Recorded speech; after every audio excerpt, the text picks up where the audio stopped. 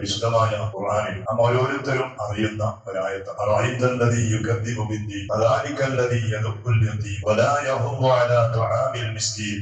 കഴിഞ്ഞിട്ട് പിന്നെ ഫവയ്യിലുൻ ലിൽ മുസല്ലി. വൈലെന്ന നരകം അത് നിസ്കരിക്കുന്ന ആളുകൾക്കുള്ളതാണ്. ഹദീസൊന്നുമല്ല, ഖുർആൻ. വൈലെന്ന നരകം അത് നിസ്കരിക്കുന്ന ആളുകൾക്കുള്ളതാണ്. നമ്മുടെ നിസ്കാരം നിർത്തി വെക്കുന്നു. ഇപ്പൊ ഇന്നലെ കഷ്ടപ്പെട്ട് നിസ്കരിക്കണം, നിസ്കാരം നിർത്തി വെക്കുന്നു. ഖുർആൻ എന്ന് പറഞ്ഞത് നിസ്കരിക്കുന്ന ആളുകൾക്കാണ് വൈലെന്ന നരകം. എന്ത് ചെയ്യുമ്പോ വലിയ കൂട്ടുന്ന എന്താ ചെയ്യാ? ഇത് ഖുർആനാണ്. ഇതേ ഖുർആനിൽ മറ്റൊരു സ്ഥലത്ത് പറഞ്ഞു ഒരുപാട് ആളുകൾ സഖർ എന്ന പേരുടെ ഒരു നരകം. ഇത് വൈലെന്ന നരകം. നരകം കുറെ പേരുടെ നരകം. സഖർ എന്ന ഒരു പേരുടെ ഒരു നരകം. ആ നരകത്തിൽ ഒരുപാട് ആളുകൾ ഇങ്ങനെ വേദനിക്കുമ്പോ അവരോട് ആളുകൾ ചോദിക്കും, നിങ്ങൾ എന്താ ഈ സഖർ എന്ന നരകത്തിലെത്തിയത്? അപ്പോൾ അവർ പറയുന്ന ഒരു മറുപടി, ഇത് ഖുർആനാണ്. അവർ പറയുന്ന ഒരു മറുപടി ഉണ്ട്, ലം നകു മിനൽ മുസല്ലീൻ. ഞങ്ങൾ നിസ്കരിക്കുന്നവരായിരുന്നില്ല, നിസ്കരിക്കാത്തത് കൊണ്ട് ഇവിടെ എത്തിയതാണ്. ഖുർആനാണ്. ഒരു സ്ഥലത്ത് നിസ്കരിച്ച ആളുകൾക്ക് വൈലാണ്, മറ്റേ സ്ഥലത്ത് നിസ്കരിക്കാത്തത് കൊണ്ട് സഖർ എന്ന് പറയുന്ന ഭീകരമായ നരകത്തിൽ എത്തിപ്പെട്ട ആളുകളെ കുറിച്ച് പറഞ്ഞു. സുബ്ഹാനല്ലാഹ്. അപ്പൊ ഇപ്പൊ എന്താ ചെയ്യേണ്ടത്? ഞാൻ എന്തിനു പറയുന്നത്? കഴിഞ്ഞ വ്യാഴ്ച സ്വലാത്തിന്റെ മഹത്വം പറഞ്ഞപ്പോ നമ്മുടെ നിസ്കാരവും നമ്മുടെ നോമ്പും നമ്മുടെ സകാത്തും നമ്മുടെ സ്വതക്കയും നമ്മുടെ തസ്ബീഹും നമ്മുടെ ദിക്റും എല്ലാം ചിലപ്പോൾ നഷ്ടപ്പെട്ടു പോകും. മറ്റുള്ള ആളുകൾക്ക് കൊടുക്കേണ്ടി വരും. നമുക്ക് ആർക്കും കൊടുക്കാതെ നമുക്ക് മാത്രം കിട്ടുന്ന ഒരു അമൽ സ്വലാത്താണെന്നോ സ്വലാത്താണ്. അപ്പൊ രണ്ട് കൂട്ടുകാരെ വിളിച്ചിട്ട് ഇവിടെ സഹിക്കുന്ന ആളുകളാണ് സാധനം അതിന്റെ ഒരു വിവരണം പറയണോ? ഒരാളുകൾ തെറ്റിദ്ധരിച്ചിട്ടുണ്ട്. അപ്പൊ നിസ്കരിക്കുന്ന വേണ്ടേ, നോമ്പ് നോക്കുന്ന വേണ്ടേ, സ്വലാത്ത് മാത്രം ചെല്ലിയാ മതിയാ എന്ന് ചോദിച്ചിട്ട് അപ്പൊ അവർക്ക് അതിന്റെ ഒരു സംശയ നിവാരണം ആണിപ്പോ മനസ്സിലാക്കണം. ഒരായത്തിൽ നിസ്കരിക്കുന്ന ആളുകൾക്ക് നരകം, മറ്റായത്തിൽ നിസ്കരിക്കാത്തത് കൊണ്ട് സഖർ എന്ന് പറയുന്ന ഭീകരമായ നരകം. നിസ്കരിക്കാത്തത് കൊണ്ട് ഒരാൾ നിസ്കരിക്കുന്നത് കൊണ്ട്. അപ്പൊ എന്താ ഇപ്പോ പ്രശ്നം? എന്താ? നിസ്കരിക്കണ്ടേ? നിസ്കരിച്ചില്ലെങ്കിൽ ഭയാനകമായ അദാബ് നാം നേരിടും. പിന്നെ വൈലെന്ന നരകം നിസ്കരിക്കുന്ന ആളുകൾക്ക്. അത് എന്തുകൊണ്ട്? നിസ്കാരം ആവാത്തതുകൊണ്ടാണ്. നമ്മുടെ നിസ്കാരം ആവാത്തത് കൊണ്ടാണ് വൈലെന്ന നരകം. അതുപോലെ നമ്മുടെ ഏതൊരു അമലും അത് അമലായില്ലെങ്കിൽ ആ അമല് കൊണ്ട് നമുക്ക് നേട്ടം ഉണ്ടാവില്ല എന്ന സംശയം. നമ്മുടെ അമല് പ്രവർത്തനം, നമ്മുടെ ഇബാദത്ത് അല്ലാഹ് പറഞ്ഞ റൂട്ടിലല്ലേ, അല്ലാഹ് പറഞ്ഞ ഒരവസ്ഥയിലല്ലേ, എന്നാൽ ആ ഇബാദത്ത് കൊണ്ട് നമുക്ക് നേട്ടം ഉണ്ടാവില്ല. പട്ടിണി കിടന്നിട്ട് കാര്യമില്ല.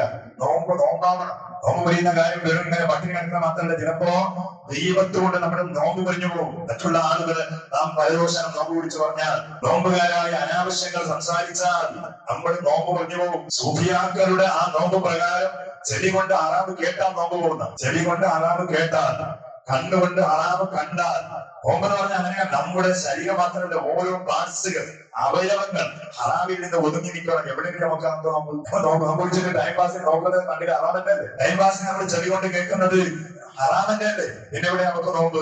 ഈ നോമ്പ് കൊണ്ട് നമുക്ക് കൊണ്ടിട്ടോ? സയ്യിദുനാ റസൂലുള്ളാഹി തങ്ങൾ മഹാന്മാരായ സ്വഹാബത്തിനോട് ചോദിച്ചു, ഓ സ്വഹാബ, അതദറൂന മനിൽ മുഫ്ലിസ്? ഇമാം ബുഖാരി റിപ്പോർട്ട് ചെയ്ത ഹദീസ്. അതദറൂന മനിൽ മുഫ്ലിസ്? മുഫ്ലിസ് ആരാണെന്ന് നിങ്ങൾക്ക് അറിയോ? സ്വഹാബ ചോദിച്ചു. മുഫ്ലിസ് എന്ന് പറഞ്ഞാൽ നമ്മുടെ നാട്ടിലെല്ലാം പറയുന്നത് പാപ്പറായ ആളെന്ന്, ബർബാദായ ആളെന്ന് പറഞ്ഞു. അപ്പൊ സ്വഹാബത്തിന് അറിഞ്ഞ മറുപടി സ്വഹാബത്തിന് അഭിമാനം നമ്മളോട് പറഞ്ഞു, മുഫ്ലിസ് എന്ന് പറഞ്ഞാൽ കയ്യിൽ പൈസ ഇല്ലാത്ത ആളന്റെ നബി. ഏത് കയ്യിൽ പൈസ ഇല്ലാത്ത ദീനാറും ദിർഹമോ ഇല്ലാത്ത ആളന്റെ നബി മുഫ്ലിസ്, ബർബാദായ ആള്. ഹബീബായ ഞങ്ങൾ പറഞ്ഞു, സഹാബ അതല്ല, മുഫ്ലിസ് ആരാണെന്നറിയോ? സഹാബത്തിനോട് ഹബീബായ ഞങ്ങൾ പറഞ്ഞു കൊടുക്കുകയാണ്, നാളെ ആഖിറത്തിൽ പോകുമ്പോ കുറെ നിസ്കാരം, കുറെ നോമ്പ്, കുറെ അമല്, ഖുർആനോത്ത്, ദിക്ർ, ഒരുപാട് അമലുകളുമായിട്ട് അള്ളാന്റെ അടുത്ത് പോകും. എല്ലാ സർട്ടിഫിക്കറ്റും ഉഷാറാണ്. എന്നിട്ടോ ഒരിങ്ങനെ സ്വർഗത്തിൽ പോവാൻ നിൽക്കുമ്പോ എന്റെ ഹിസാബെല്ലാം കഴിഞ്ഞിട്ട് നിൽക്കുമ്പോഴാണ് ഒരാൾ ഓടി വന്നിട്ട് അള്ളാഹിനോട് പറയുന്ന, പഠിച്ചോനെ, അയാൾ എന്നെ ദൈവത്തെ പറഞ്ഞിട്ടുണ്ടല്ലോ, ഓൻ എന്നെ വേദനിപ്പിച്ചിട്ടുണ്ടല്ലോ, ഓൻ എന്നെ അടിച്ചിട്ടുണ്ട്, ഓൻ എന്റെ സ്ഥലം കബലിപ്പിച്ചിട്ടുണ്ട്, ഓൻ എന്റെ അയൽവാസിയായ എന്നെ ഭയങ്കരമായി ശല്യപ്പെടുത്തിയിട്ടുണ്ട്. ഇങ്ങനെ പറയുമ്പോ, ഓ അങ്ങനെയാ, എന്നാൽ കല്യാണമുണ്ട, നിന്റെ നിസ്കാരം കൊണ്ടുപോകാ. എന്റെ നിസ്കാരം എടുത്തിട്ട് പോയി കൊടുക്കുക. ഞങ്ങൾ തരാറുണ്ട്. നോമ്പ് കൊടുക്കും, ദിക്റെടുത്ത് കൊടുക്കും, ഖുർആനോത്ത് കൊടുത്തിട്ട് ഓന്റെ കയ്യിലുള്ളതെല്ലാം ആള് പിന്നെ വരുന്നുണ്ട്. വെച്ചോടെ ഞങ്ങൾ തരാറുണ്ട്.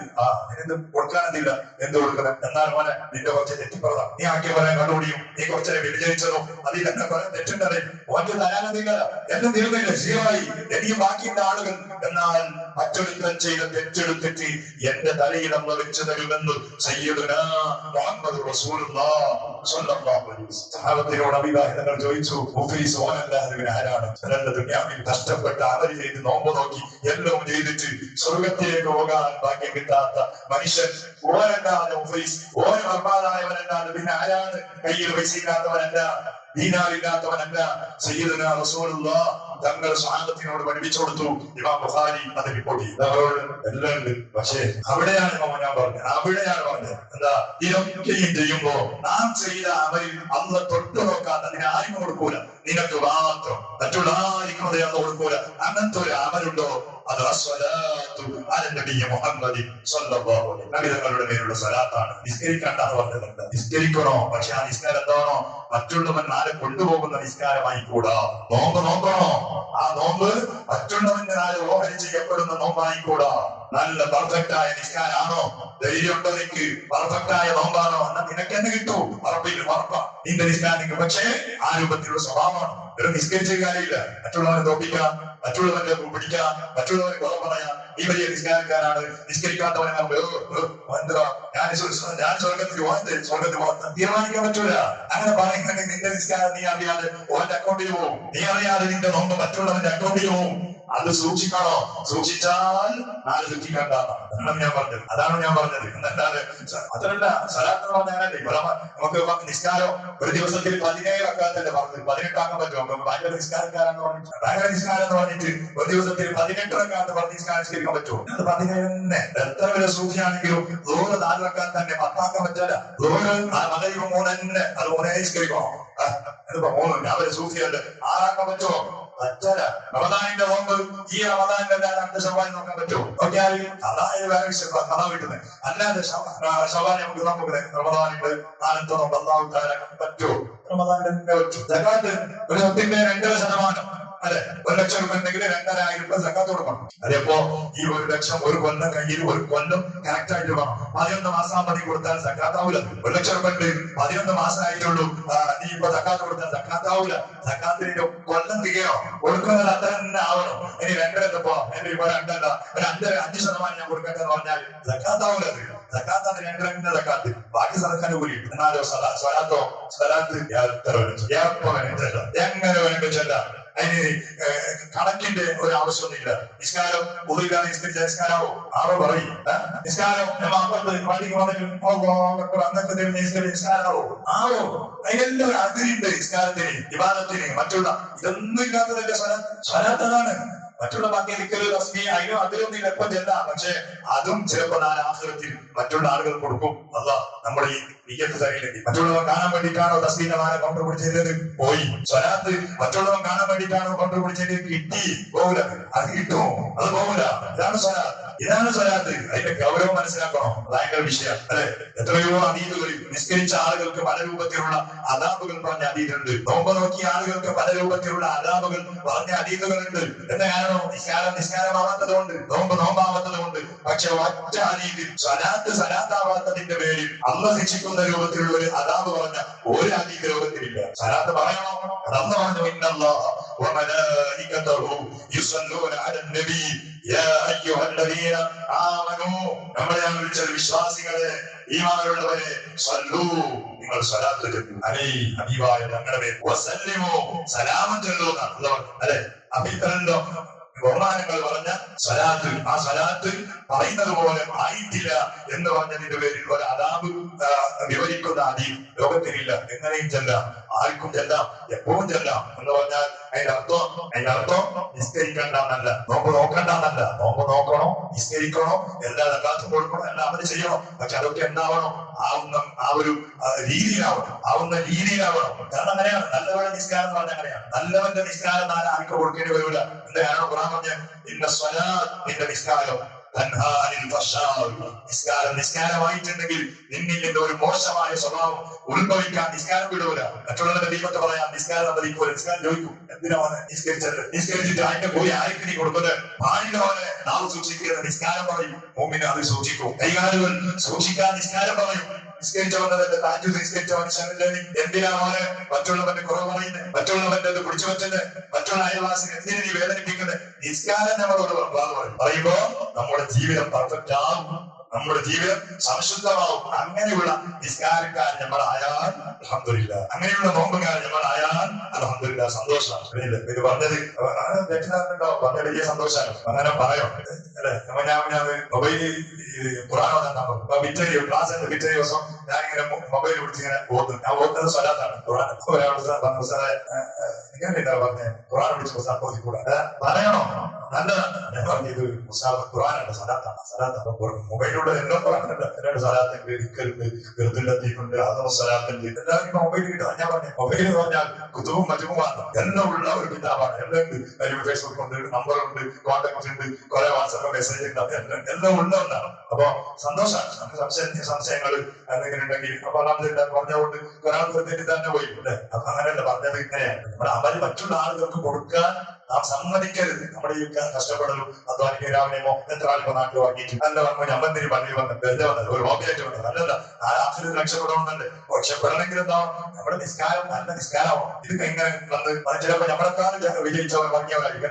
ഞാൻ നിസ്കരിച്ച് പോകുമ്പോ അതിനൊക്കെ ആർക്കാർക്ക് കൊടുത്തു പോകുന്ന നമുക്ക് സത്താന്റെ വസാക്കി നാട്ടിൽ വാങ്ങിയവന് കുടിച്ചവന് വെള്ളം കുടിച്ചവന് എല്ലാം നമ്മൾ പോകുമ്പോ വീട് നാട്ടോട് വന്നത് വിഷയം. നമ്മള് ഈ രണ്ടരക്കാരിയാണ് തികയോ 12 ചോദിക്കുമ്പോ 10 ചോദിക്കും. രക്ഷപ്പെടാനോ അത്രയും മറ്റുള്ളവന്റെ കുറ്റം പറഞ്ഞാൽ സൂക്ഷിച്ചാൽ ദുഃഖിക്കേണ്ടതോ നമുക്ക് തോഫീഖ് ചെയ്യട്ടെ. സലാത്താണ്, വ്യാഴ്ചയാണ്. ഇൻഷാ അല്ലാഹ് ഓരോരുത്തരും പങ്കെടുക്കുക. പള്ളിയില് പങ്കെടുത്തില്ല നമുക്ക് ഒറ്റക്കല്ല. മജ്‌ലിസിന് തന്നെ വരണമെന്നില്ല, മജ്‌ലിസിന് തന്നെ വരണമെന്നില്ല. വന്നാൽ എന്താ ബെനിഫിറ്റ്? ഒരു 50 ആൾ കൂടുമ്പോ ആരുടെങ്കിലും ഒരു ആമീൻ അല്ലാഹ് കബൂലാക്കിയാലായി എത്ര. അല്ലെങ്കിൽ ഒരാൾ നല്ല മോമിനികളുണ്ടാവും. 40 ആൾ കൂടുമ്പോ അതിൽ ഒരാൾ നല്ല ആളുണ്ടാവുന്നതാണ്. അവർ ദ്വാരക്കുന്ന അധ്യമാണെങ്കിലും ഒരു മോശക്കാരനാണെങ്കിലും നല്ല ആളുകൾ ആമീൻ ചെല്ലുമ്പോ അത് സ്വീകരിച്ചാലായി. അതാണ് ഇങ്ങനെ നിർബന്ധമായിട്ട് ആരും തച്ചിട്ട് വഴി പിടിച്ചിട്ട് മദ്രസന്റെ അവസാനം പഠിക്കുമ്പോൾ അങ്ങനത്തെ പരിപാടി പറയുന്നത് നമ്മുടെ കടമയാണ്. നമുക്ക് ചെയ്യാം, ഒറ്റക്കും ചെയ്യാം, കൂട്ടത്തിൽ ചെയ്യാം, രാത്രി ചെയ്യാം, പകരം ചെയ്യാം, എപ്പോഴും ചെയ്യാം. ഒതുകൊണ്ടായാലും പ്രശ്നമില്ല, ഇല്ലെങ്കിൽ പ്രശ്നമില്ല, ഇവിടെ കൊണ്ടിട്ടാലും പ്രശ്നമില്ല, അവിടുത്തെ മറിച്ചാലും പ്രശ്നമില്ല, മറിച്ചില്ലെങ്കിൽ പ്രശ്നമില്ല. എപ്പോഴും ചെല്ലാൻ പറ്റുന്ന ഒരു അമലാണ് അസ്സലാത്തു അല നബി മുഹമ്മദ് സ്വല്ലല്ലാഹു അലൈഹി വസല്ലം. നമുക്ക് നിസ്സലാമത്ത് നൽകണേ. ഇവിടെ അമലുകൾ ഒരുപാട് കഷ്ടപ്പെട്ട് നിസ്കരിച്ചവർ, നോമ്പ് നോക്കിയവർ, ഖുർആൻ ഓതിയവർ, അതുപോലെ തസ്ബീഹ് ചൊല്ലിയവർ, ഈ അമലുകൾ നമ്മുടെ വിവരക്കേട് കൊണ്ട് ആർക്കെങ്കിലും ഓഹരി ചെയ്ത് കൊടുക്കുന്നവര് ദുരവസ്ഥ ഇവരിൽ തന്നെയാണോ? ഇവർ തന്നെയാണ് ഒരുപാട് കഷ്ടപ്പെട്ട് ചെയ്തതാണ്. മുൻഗാമികളെ പോലെയുള്ള കഷ്ടപ്പാട് അല്ലെങ്കിൽ ഇന്നത്തെ ഈ സാഹചര്യത്തിൽ നിസ്കരിക്കുമ്പോൾ വലിയ കഷ്ടപ്പാടാണ്. പല രൂപത്തിൽ പല ഭാഗങ്ങളിൽ ശൈത്വാനുകൾ 10 ഭാഗങ്ങളിൽ നിന്ന് നമ്മെ ഇങ്ങനെ കീറി വലിക്കുന്ന ഒരു അവസ്ഥയുള്ള ഒരു കാലത്ത് ഒരു രണ്ടരക്കാലത്ത് നിസ്കരിക്കാൻ വലിയ പ്രയാസമുണ്ട്. പഠിച്ചവൻ അതൊക്കെ തരണം ചെയ്ത് ഞങ്ങൾ നിസ്കരിച്ചു, നോമ്പ് നോക്കി അമൽ ചെയ്ത് അല്ലാഹ് നീ സ്വീകരിക്കണേ. വിവരക്കേട് കൊണ്ട് മറ്റുള്ള ആരെങ്കിലും ഞങ്ങളുടെ ദൈവത്തോ നമീമത്തോ എന്തെങ്കിലും പ്രയാസപ്പെടുത്തുന്നത് ഞങ്ങൾ ചെയ്തിട്ടുണ്ടെങ്കിൽ വിവരക്കേട് കൊണ്ട് വന്നതാണ്, നീ പൊരുത്തു തരണേ അള്ളാഹ്, നീ മാപ്പ് ചെയ്യണേ അള്ളാഹ്. ഞങ്ങൾ കുറ്റം പറഞ്ഞ ആരെങ്കിലും മരിച്ചു പോയിട്ടുണ്ടെങ്കിൽ അവർക്ക് നീ പൊരുത്തു കൊടുക്കല്ല, നീ പൊരുത്തു കൊടുക്കണേ അള്ളാഹ്. അള്ളാഹ് ആഖിറത്തിൽ ഉപകരിക്കുന്ന ഒരുപാട് അമലുകൾ മരണത്തിന് മുമ്പ് ചെയ്തു വെക്കാനുള്ള തൗഫീഖ് നൽകണേ അള്ളാഹ്. പടച്ചോനെ ഒരുപാട് രോഗികളുണ്ട്, വസിയ്യത്ത് ചെയ്ത ഒരു രോഗത്തിന് ശിഫ നൽകല്ലോ. കടക്കാരുണ്ട്, വീട്ടിൽ കൊടുക്കണേ അള്ളാഹ്. പ്രശ്നങ്ങൾ ഉള്ളവരുണ്ട്, പരിഹരിച്ചു കൊടുക്കണേ അള്ളാഹ്. പടച്ചോനെ പല രൂപത്തിൽ മനുഷ്യത്തിന്റെ വഴികളിൽ ബന്ധപ്പെടുന്നവരാണ് ഞങ്ങളും നമ്മുടെ നാട്ടുകാരും. എത്രയോ കച്ചവടം ചെയ്യുന്ന ആളുകൾ ഈ സദസ്സിലുണ്ട് പടച്ചോനെ, നമ്മുടെ നാട്ടിലുണ്ട്. കഷ്ടപ്പെട്ട് ജോലി ചെയ്യുന്നവരുണ്ട് അള്ളാഹ്, കടലിൽ പോയി അധ്വാനിക്കുന്നവരുണ്ട് പടച്ചോനെ, പ്രവാസികളായി പോയി അധ്വാനിക്കുന്നവരുണ്ട് അള്ളാഹ്. ഓരോരുത്തർക്കും അർഹമായ ഖൈറായ മനുഷ്യത്തിന്റെ വഴിയിൽ ബറക്കത്ത് നീ നൽകണേ അള്ളാഹ്, ഖൈർ നൽകണേ അള്ളാഹ്. നമ്മുടെ റമദാൻ 1 തൊട്ട് ഈ ദിവസം വരെ, കഴിഞ്ഞ ദിവസം വരെ ആരൊക്കെ ഇവിടെ നോമ്പ് തുറക്കാൻ വേണ്ടി സഹായിച്ചോ അവരുടെ ആ വലിയ ഹദിയകൾ നീ കബൂലാക്കി അവരുടെ മുറാദുകൾ ആശയാക്കി കൊടുക്കണേ അള്ളാഹ്. അവരിൽ നിന്ന് മരിച്ചുപോയ കുടുംബങ്ങൾക്ക് നീ സ്വർഗം നൽകണേ അള്ളാഹ്, മഗ്ഫിറത്ത് നൽകണേ അള്ളാഹ്. 100 കണക്കിലുള്ള വിശ്വാസികൾ ഇവിടെ നോമ്പ് തുറക്ക് വേണ്ടി പങ്കെടുക്കുന്നു. അസർ മുതൽ അത് ഉണ്ടാക്കാൻ വേണ്ടി കഷ്ടപ്പെടുന്നു. എല്ലാ ദിവസവും അവരുടെ 2 വീടുകളിൽ നിന്ന് നോമ്പുകാരെ സന്തോഷിപ്പിക്കാൻ കഞ്ഞിയും മറ്റും കൊണ്ടുവരികയാണ്. അള്ളാഹുവേ നീ കൊടുക്കണേ അള്ളാഹ്, കോരി വാരി കൊടുക്കണേ അള്ളാഹ്. ഒരു നഷ്ടവും അവർക്ക് നീ നൽകണേ അള്ളാഹ്. ഇവിടെ മനസ്സിന് സന്തോഷം നൽകണേ അള്ളാഹ്. പടച്ചോനെ യാ അള്ളാഹ്, നിന്റെ പള്ളിയുടെ കാര്യം നീ ഏറ്റെടുക്കണേ അള്ളാഹ്. സഹായിച്ചവരെ നീ സഹായിക്കണേ അള്ളാഹ്. സഹായിക്കാനുള്ള ഹലാലായ സമ്പത്ത് നമ്മുടെ കയ്യിൽ നീ തരണേ അള്ളാഹ്. നിന്റെ പള്ളിക്ക് കൊടുക്കാൻ ആഗ്രഹമില്ലാഞ്ഞിട്ടല്ല പടച്ചവന്. എത്ര കൊടുത്താലും ആഖിറത്തിൽ ഉപകരിക്കുന്ന അമലാനന്ദമുണ്ട്. അപ്പേ ഇവിടെ കോടിക്കണക്കിന് വിശാലമായ വീടും പരമ്പൊക്കെ ഉണ്ടായിട്ട് മരിച്ചാൽ എന്ത് കാര്യം? 3 കഫൻ തുണിയല്ലാതെ ഒന്നുമില്ലെന്ന് പടച്ചവന്. നിന്റെ പള്ളിക്ക് വേണ്ടി ഒരു ഇഷ്ടിക കൊടുത്താലും അത് ഖിയാമത്ത് നാൾ വരെ നമുക്ക് വെളിച്ചമാണെന്ന് ഉണ്ട്. ഒരു 5 രൂപ കൊടുത്താലും അത് കബറിൽ വലിയ തുണയാണെന്ന് പറഞ്ഞാല് എത്ര ആളുകളുണ്ട് ഈ പള്ളിക്ക് സ്ഥലം കൊടുത്ത ആളുകൾ, എത്ര ഭാഗ്യവാന്മാരാണ്. ഇന്നും അവർ നമ്മുടെ സുജൂദ് കൊണ്ട് അവർ സന്തോഷിക്കുന്നുണ്ടാവും, നമ്മുടെ റുകൂ കൊണ്ട്, നമ്മുടെ വാദ കൊണ്ട്, നമ്മുടെ ഇഅ്തിഖാദ് കൊണ്ട് അവരെത്ര വലിയ ഭാഗ്യവാന്മാരാണല്ലോ.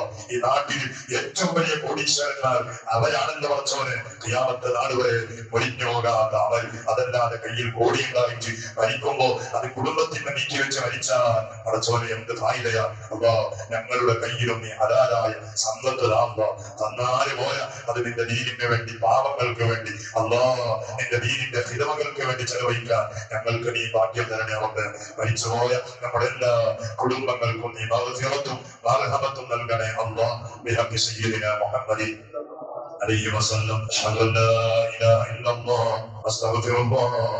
اللهم إني أسألك الجنة وأعوذ بك من النار. اللهم اغفر لي ذنوبي يا رب العالمين. حسبنا الله ونعم الوكيل، نعم المولى ونعم النصير. حسبنا الله ونعم الوكيل، نعم المولى ونعم النصير.